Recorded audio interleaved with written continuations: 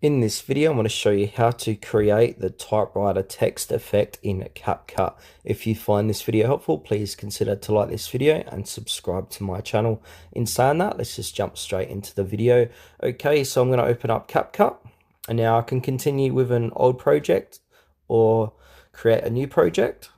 What I'm going to do is click on new project, and now I'm going to click on this video here, this guy going for goal. I'm going to click add.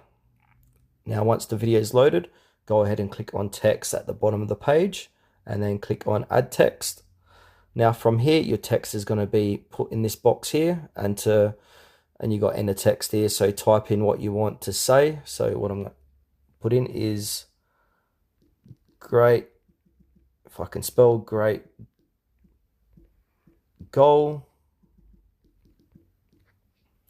And now I'm going to press the down arrow. And I want to change the font here. So I want to, looks quite boring, this font, this generic font. We can move the text around like so. I want to keep it kind of, might leave it at the top actually. And now I need to choose a font. So we got some free and pro versions of CapCut of fonts.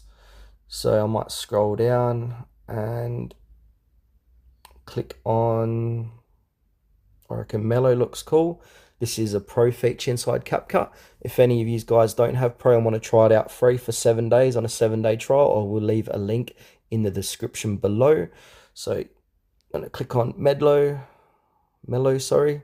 And now from here, we want to click onto animation. Click on animation. And now scroll down a bit and look for typewriter. There it is there.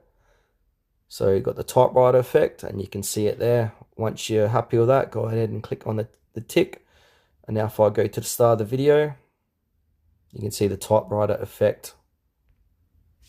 Then from here, we want to export it. So before you export, make sure to click onto the resolution, change your resolution if you want it a bit higher. So I'm going to keep it at 2K frame rate, keep it at 60, keep code rate at recommended, and then click export for a better resolution video.